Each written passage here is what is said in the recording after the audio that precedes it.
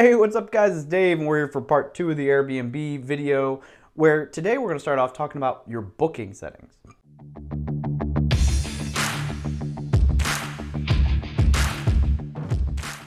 Now, there are so many ways to go about setting up this portion of your listing, but for starters, I decided that you need to decide what the minimum and maximum number of days somebody can stay are. I started out with a 3-day minimum, but since then I've moved to a 2-day minimum stay. I've actually debated allowing people to stay for only one night, but since I cleaned the house myself, that could get annoying, and I would also worry about locals wanting to use my home for a quick hookup, which is not my idea of fun as a host. So you also need to adjust your checkout and check-in policies. So I set my checkout time at 1100 because that's standard for hotels and seems reasonable. My check-in time was originally set at 1400, so that if I had a checkout and check-in on the same day, I could clean during my lunch break. And this worked great until I had a guest still in the house cooking lunch, literally cooking curry, when I got home at noon. And they said, oops, we missed the 11 o'clock checkout time, but we'll be done soon. Like, it was no big deal. This is after they had asked the day before if they could check out late, and I had told them no and gave them the legitimate reason. So the solution I came up with was just adjusting my check-in time to 1800. An 1800 check-in time allows me to clean during lunch and after work if I get off late. Now, this may not matter as much if you hire a cleaner, but make sure your check-in and check-out times fit your schedule. Also, you can put a no later than for check-in time. I don't really care if they check in after midnight because I don't have to be awake when they check in. But if you advertise that you will be present at check-in, ensure you set a limit. That way your guest is late for check-in, they won't expect you to be up greeting them. Now, make sure you update your calendar. I recommend that you set a limit on how far out people can book a stay with you, unless you're certain that you will still be hosting and there'll be no conflicts. For example, I almost had somebody book a 3-month stay next summer, 7 months out. That would not have worked for me because my extended family is planning to visit and we haven't chosen dates yet. Otherwise, I would have blocked them off already and it wouldn't have been a big deal. So now I have my account set so that people can only book a room 3 months in advance, which gives me time to ensure that I have the dates blocked off and will also ensure I don't have people book a stay after I plan on moving out of this rental. Now, if your rental is going to be unavailable, be sure you block the dates immediately. As a side note, if you block off November 23rd because you're out of town, guests can still book through the 23rd as their checkout date. And I learned this the hard way and had somebody book my listing so that they checked out after I'd already caught a flight and I had to pay a friend to come by and clean my house. Oops. So if you need an entire day blocked off, block off the day prior so that they can't stay that night. You need to sync your calendar. So if you list your rental on multiple platforms, which you should, then you need to ensure the calendars are synced. Imagine if you had to block off dates on an Airbnb every time somebody booked a stay on VRBO. That would be a mess, and inevitably, 2 people would eventually book overlapping dates.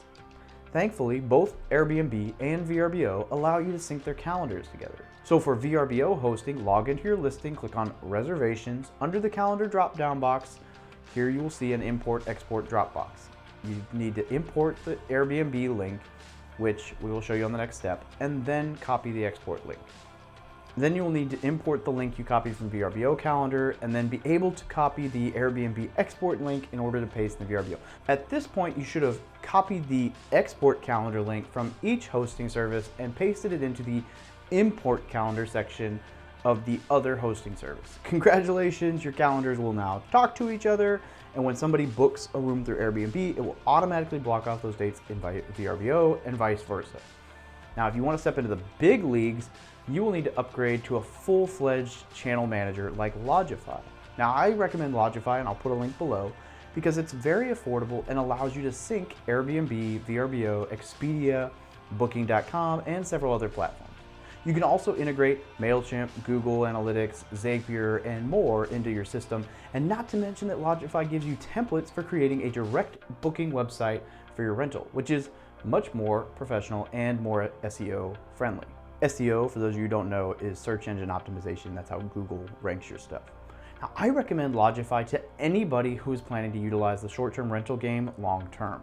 And if you click the link that I put down below, you'll get a free 7-day trial. Yes, it's an affiliate link, but I love the program. So there are several house rules that Airbnb standardizes, such as suitability for children, infants, or pets, smoking, or hosting events and parties. And for those 5 rules, you can simply just check yes or no on a box. Other than that, there is an additional rules section where you can essentially make up any rules you wish. Here are the house rules I recommend you consider setting. Number 1, proof of ID is required for booking. Number 2, please remove shoes when entering the property. 3, this is a self-check-in property. You agree that you are willing and able to follow the directions messaged to you and will not contact the host without first referring to these messages. Number 4, no extra guests or pets without prior consent. Modify this if you'll allow pets. Number 5, no parties or events without prior consent, unless maybe you're totally cool with this. 6, excessive noise is subject to cancellation. Now, this is probably not an issue if your home is in a private area. Number 7, quiet hours are enforced between 10 p.m. and 6:30 a.m. You can change the times as needed. Number 8, zero smoking or drug policy in the unit. Number 9, the guest is responsible for cleaning up biohazards. Yeah, I don't want to clean your puke. Number 10, any cleaning guidelines, rules that you would like to enforce. Number 11, locals must contact me before booking. And that's a recommendation again from my buddy Julian, whose course and investment strategies are down below. And then anything else about the property that you deem necessary for the guest to know. It's important to know that if your guest doesn't adhere to the rules and you cancel on them, it could still hurt your rating or review, but at least you can annotate why it happened. So let's use rule number 11 as an example. If a local books a room without contacting me and it appears that they are trying to play the hanky-spanky with a date in my house, then I can cancel the booking, which will still count as a cancellation, but I can leave a comment on the event, which allows others to see why it happened. Don't get too crazy or restrictive on these rules, but make sure that you're covering your ass too. So take a common sense but thorough approach to your house rules and you'll be good to go. For pricing, start with a low price in order to get some quick stays and 5-star reviews. When you first start out, Airbnb will actually recommend that you discount your nightly rate in order to encourage more bookings. I recommend that you do this because the faster you get some guests in your house and hopefully 5-star reviews, the better your rental will perform. So you want to become a super host as quickly as possible, which I'll talk on in another video down the road. I highly recommend using a dynamic pricing company like Beyond Pricing. Dynamic pricing is the model that hotels, airlines, and every other professional travel company uses, so why wouldn't you? When I first became an Airbnb host, I didn't know the first thing about pricing. I listed my home at $10 less than the places around mine because I was afraid of missing out on guests. I was leaving hundreds of dollars on the table. Then my friend told me, chastised me, about using dynamic pricing to control the price of my rental space.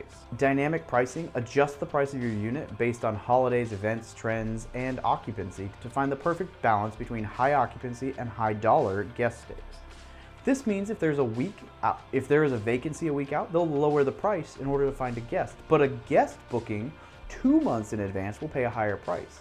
It also means that holiday guests will bring more revenue. As I record this, I have guests staying in my house through Thanksgiving, and they only paid me $55 a night because I did not have dynamic pricing set up when they booked. Now, dynamic pricing recommended over $100 a night for Thanksgiving, and I missed out on that money. Beyond Pricing charges 1% of any guest stays that occur while using their platform. And this is wonderful because I'm making at least 10% per month more since I started using them. And this is not including a Christmas booking that is double the price I would have had it listed at. So seriously, don't be silly. Look at the link below. Start using dynamic pricing today. I recommend Beyond Pricing. There's other platforms out there, but I love it. Be sure you watch the next video to learn all about getting 5-star reviews, operating your Airbnb, and how to become a superhost, which is basically an Airbnb baller.